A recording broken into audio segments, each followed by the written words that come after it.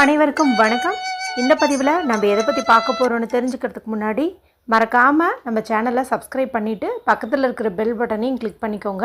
அப்போ தான் நான் போடுற வீடியோக்கள் எல்லாமே மிஸ் ஆகாமல் நோட்டிஃபிகேஷனில் வந்துடும்.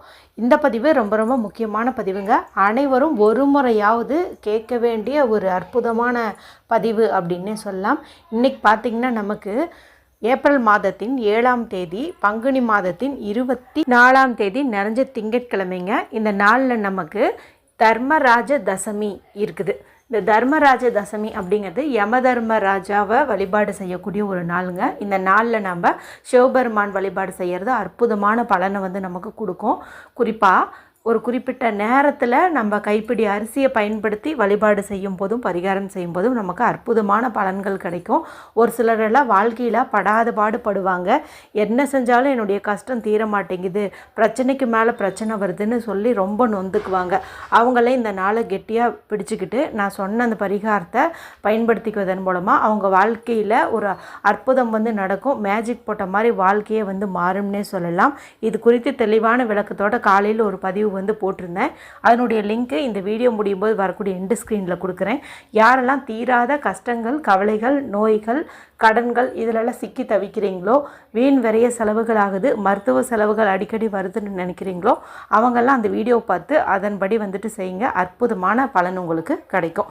சரி, இந்த தர்மராஜ தசமி நாளில் நம்ம வழிபாடு பரிகாரம் செய்யாவிட்டாலும் ஒரு குறிப்பிட்ட ஒரு கதையை கேட்டோம் அப்படின்னாவே நமக்கு நல்லது நடக்கும் அப்படின்னு சொல்லுவாங்க. அந்த கதையை இன்றைக்கி ஒரு முறையாவது கேட்குறது ரொம்ப ரொம்ப நல்லது. இப்போ நான் உங்களுக்கு அந்த கதையை சொல்கிறேன். ஒரு 5 நிமிஷம் டைம் ஒதுக்கி நீங்கள் அதை ஜஸ்ட்டு கேட்டீங்க அப்படின்னாவே போதும். அது என்ன கதை அப்படின்னு பார்த்தீங்கன்னா நசிகேதன் கதை. இதை கேட்குறது அவ்வளவு புண்ணியம் அப்படின்னு சொல்லுவாங்க. இப்போ நான் சொல்கிறேன், அப்படியே கேளுங்க.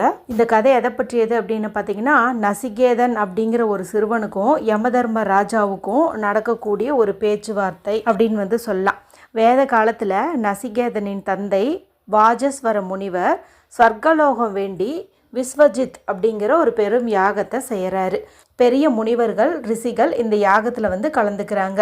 விஸ்வஜித் யாகத்தின் நிபந்தனை விசித்திரமானது. என்ன அப்படின்னு பார்த்திங்கன்னா, உலகில் உள்ள அனைத்தையும் ஆளும் சக்தி பெறவே இந்த யாகம். அதனால் அது நிறைவேற வேணும்னா யாகம் செய்பவர் தன்னிடம் உள்ள அனைத்தையும் தானம் செய்ய வேண்டும் அப்படிங்கிறது அதனுடைய நிபந்தனை.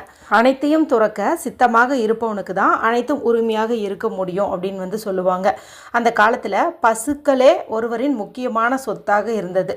நிபந்தனைப்படி வாஜசிரவஸ் அனைத்தையும் தானம் செய்தார். ஆனால் தனக்கு உதவாதவற்றை தானம் என்ற பெயரில் கொடுத்தார். யாகம் செய்பவர் தனது நல்ல சொத்துக்களை தானமாக அளிக்க வேண்டும். ஆனால் இவர் என்ன பண்ணார் அப்படின்னா, அந்த நல்ல பசுக்களையெல்லாம் அவரே வச்சுக்கிட்டு மரணத்துக்காக காத்திருக்கும் பால் சுரக்காத கறவை நின்ற உபயோகமற்ற கிள பசுக்களை தான் தானமாக கொடுத்தாரு. அவருடைய மகன் தான் அந்த நசிகேதன் அப்படிங்கிறவர். அவர் பார்த்திங்கன்னா இதை பார்த்துட்டே இருக்கிறாரு. பார்த்துட்டு அவங்க அப்பா கிட்டே கேட்குறாரு, நீங்கள் செய்கிறது ரொம்ப தவறு அப்படிங்கிறாரு. ஆனால் அவங்க தந்தை அதை கண்டுக்கல.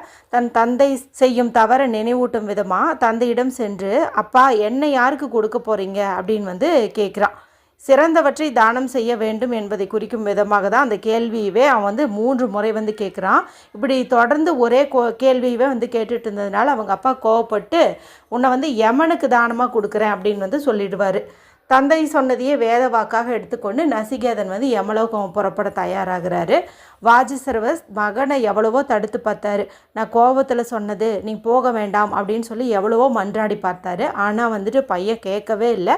நசிகேதன் யமலோகம் நோக்கி புறப்பட்டார். அவன் யமலோகம் போன வழியெல்லாம் ஒரே இருள், முற்களும் பூச்சிகளும் நிறைந்த வழி. அவன் வைதரணி ஆறு அருகில் வரும்போது இரத்தமும் சீலும் சிறுநீரும் மலமும் கொடிய பிராணிகளும் இருக்கும் ஒரு நதியில் பாவிகளின் ஆத்மாக்கள் விழுந்து துன்பப்பட்டு கொண்டிருந்தார்கள். போது அங்கே பசுக்கள் அவர்களை ஆற்றிலிருந்து மீட்டு அந்த கரை சேர்த்து கொண்டிருந்தன. இந்த பசுக்கள்லாம் யாருன்னு பார்த்தீங்கன்னா, இதுக்கு முன்னாடி இந்த யாகம் செஞ்சு நல்ல பசுக்களை தானமாக கொடுத்துருப்பாங்க இல்லையா, அந்த மாதிரி பசுக்கள் தான். அதாவது இந்த போல ஒரு இதில் மாட்டிக்கிட்டாங்க அப்படிங்கும்போது அந்த தானம் கொடுத்த பசு தான் அவங்கள காப்பாற்றுது. சிலர் பார்த்திங்கன்னா, இப்போ இவர் கொடுத்தாரு இல்லையா, இவர் பார்த்திங்கன்னா நோய்வாய்ப்பட்ட பசு தானே கொடுத்தாரு. அந்த மாதிரி சில பசுக்களும் அந்த இடத்துல இருக்குது. அது பார்த்திங்கன்னா சொல்கிறான். இதுபோல் நரகத்தில் சிக்கி இருக்கிறவங்கள காப்பாற்றவே முடியாத ஒரு சூழ்நிலையில் இருக்குது. அதுக்கு வந்து அந்த அளவுக்கு வலு இல்லைன்னு வச்சுக்கோங்களேன். இவைகளையெல்லாம் அப்படியே பார்த்துக்கிட்டே அந்த நசிகேதன் வந்து யமலோகத்தை வந்து அடைகிறாரு. நசிகேதன் யமலோகத்தை அடைஞ்ச போது யமதர்மராஜா அங்கே இல்லை. யமதர்மராஜா எங்கே போயிருந்தாருன்னு பார்த்தீங்கன்னா அவருடைய தந்தையான சூரிய தேவனை பார்க்கறதுக்காக போயிருக்கிறாரு. அங்கே இருந்தது யாருன்னு பார்த்தீங்கன்னா சித்திரகுப்தன் மட்டும்தான் இருக்கிறாரு. அவர் நசிகேதனை வரவேற்று, சிறுவனே உனக்கு இப்போது வருவதற்கான காலம் இல்லையே, அதுவும் இந்த பூத உடல்லையே வந்திருக்கிறியே அப்படின்னு வந்து கேட்குறாரு. நசிகேதன் வந்து எல்லா விவரத்தையும் சொல்கிறாரு. நான் திரும்பி போக இயலாது, யமதர்மரை பார்த்தே ஆகணும் அப்படின்னு வந்து சொல்கிறாங்க. அவரிடம் என் தந்தை சொன்னதை சொல்ல வேண்டும் அப்படின்னும் சொல்கிறாங்க. உடனே யமதர்மராஜா வர வரைக்கும் அங்கேயே தங்குற மாதிரி இருக்குது. கிட்டத்தட்ட ஒரு 3 நாட்கள் அங்கேயே தங்குறாரு.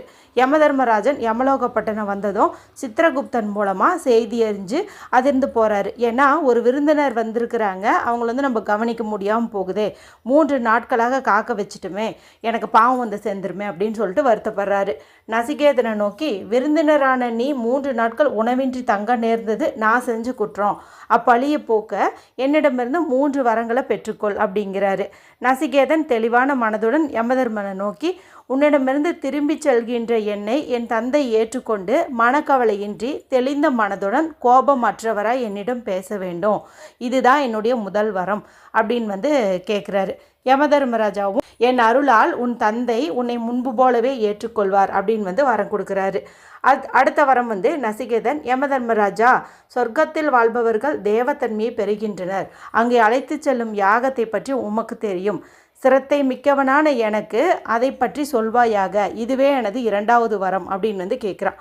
யமதர்மராஜா வந்து, நசிகேதா, சொர்க்கத்துக்கு அழைத்து செல்லும் யாகத்தை பற்றி சொல்கிறேன், விழிப்போடன் கேள் அப்படின்னு சொல்லிட்டு, சொர்க்கத்தை தருவதும் பிரபஞ்சத்துக்கு ஆதாரமானதுமான அந்த அக்கினி இதய குகையில் உள்ளது. அதாவது புறக்கிரியாக செய்யும்போது சொர்க்கத்தை தருகின்ற அதே யாகம் அக அக்னியாக ஆன்ம அக்னியாக கொண்டு வித்தையாக செய்யப்படும் போது பிரபஞ்சத்துக்கு ஆதாரமான இறைவனை அடைய முடியும் சாதனை ஆகிறது அப்படின்னு வந்து சொல்கிறாங்க. அதாவது மனதளவில் வந்துட்டு சுத்தமாக இருக்கணும், எது பண்ணாலும் மனதார பண்ணணும், பிறருக்கு வந்து தீங்கு நினைக்கக்கூடாது. இப்போ பார்த்திங்கன்னா இவருடைய அப்பாவே நம்ம யாகம் தானே கொடுக்குறோம், ஏதோ ஒன்று கொடுக்கலான்ட்டு அவர் இந்த மாதிரி பசுக்களை தான் வந்து கொடுக்குறாரு, நல்ல பொருட்களை கொடுக்கல. இதெல்லாம் வந்து ரொம்ப தவறான செயல். மனதாலையும் ஒருத்தர் வந்து தூய்மையாக இருக்கணும், அதாவது அகத்தாலையும் அப்படின்னு வந்து சொல்கிறாரு.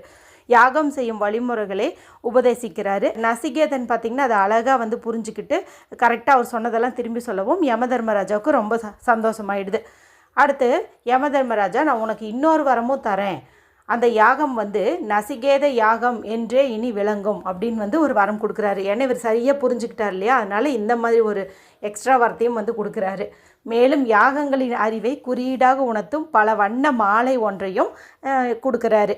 நசிகேதன், மரணத்துக்கு பிறகு மனிதன் வாழ்கிறான் என்று சிலரும் இல்லை என்று சிலரும் கூறுகின்றனர். இந்த சந்தேகத்தை உன்னிடம் கேட்டு தெளிவு பெற விரும்புகிறேன். நான் கேட்க விரும்பும் 3வது வரம் இதுவே அப்படின்னு வந்து யமதர்மராஜா கிட்ட கேட்குறான்.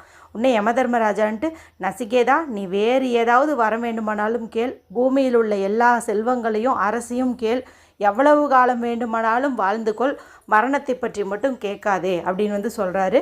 நசிகேதன் வந்து அந்த செல்வத்துக்கெல்லாம் வந்து மயங்கலை. தெளிவாக வந்து உலகின் இன்பங்கள் அப்படிங்கிறது நிலையற்றவை, ரகசியமாக வைக்கப்பட்டுள்ள உண்மையை நான் அறிய வேண்டும், வேறு எந்த வரமும் எனக்கு வேண்டாம், எனக்கு இதுக்கான பதில் மட்டும் சொல்லுங்கள் அப்படின்னு வந்து கேட்குறாரு.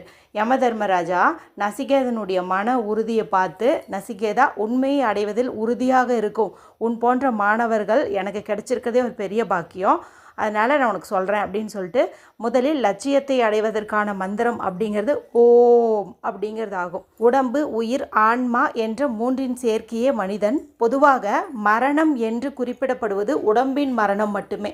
உடம்பின் மரணத்துக்கு பின்னரும் ஆன்மா வாழுகிறது. ஆன்மா பிறப்பற்றது, நிலையானது, அழியாதது அப்படின்னு வந்து சொல்கிறாரு. மேலும் மரணத்துக்கு பிறகு சில உயிர்கள் மனித உடம்பை பெறுகின்றனர், சில உயிர்கள் தாவரம் போன்ற நிலைகளை அடைகின்றனர். வினை பயனும் பெற்ற பிறவியும் எப்படியோ அப்படியே அடுத்த பிறவி அமையும் அப்படின்னு வந்து சொல்கிறாரு. ஆன்மா ஒன்றாக இருந்தாலும் பல்வேறு உயிரினங்களில் அந்தந்த வடிவத்தில் விளங்குகிறது. அதே வேளையில் அந்த வடிவங்களுக்கு வெளியேயும் திகழ்கிறது. ஆன்ம அனுபூதி, இறை அனுபூதி என்பது ஒரு அனுபவம், உணர வேண்டியது. இறைவன் பேராற்றலின் உறைவிடம் என்பதை அறிய வேண்டும். அவ்வாறு உணர்பவன் மரணமில்லா பெருநிலையை அடைகிறான். மனதை சார்ந்திருக்கும் எல்லா ஆசைகளும் விலகும்போது மனிதன் மரணமற்றவன் ஆகிறான். மனதில் எல்லா முடிச்சுகளும் அவிழும்போது மனிதன் மரணமற்றவன் ஆகிறான். மரணத்துக்கு பின் நல்லது செய்தவர்கள் சொர்க்கம் அடைவார்கள், தீயது செய்தவர்கள் நரகம் அடைவார்கள். ஆனால் முக்கியமானது என்ன அப்படின்னா, இந்த உடம்புக்குத்தான் அழிவே தவிர அதில் குடியிருக்கும் ஆன்மாவுக்கு அழிவு இல்லை. எனவே உடலை மனதால் கட்டுப்படுத்தி தீமை செய்யாமல் நன்மை செய்து நன்னெறிப்படி வாழ்பவர் மரணத்துக்கு பின்னும் பேசப்படுவர்.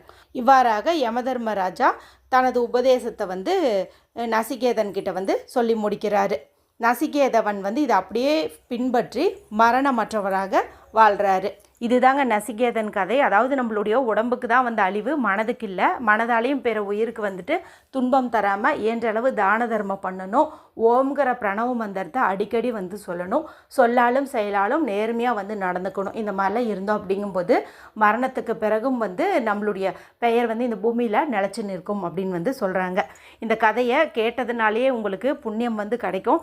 மேலும் புண்ணியம் கிடைக்கணும் அப்படின்னா இந்த கதை தெரியாதவங்களுக்கு, அதாவது உங்களுடைய ஃபேமிலிக்கு, ஃப்ரெண்ட்ஸுக்கு அதெல்லாம் தெரியாதுங்கும் போது நீங்கள் ஷேர் பண்ணிங்கன்னா இன்னும் அவங்களும் தெரிஞ்சுக்குவாங்க. அவங்களுக்கும் நல்ல பலன்கள் கிடைக்கும். அதற்கான புண்ணியம் உங்களுக்கே கிடைக்கும். மற்றும் ஒரு பயனுள்ள பதிவில் உங்களை சந்திக்கிறேன். நன்றி, வணக்கம்.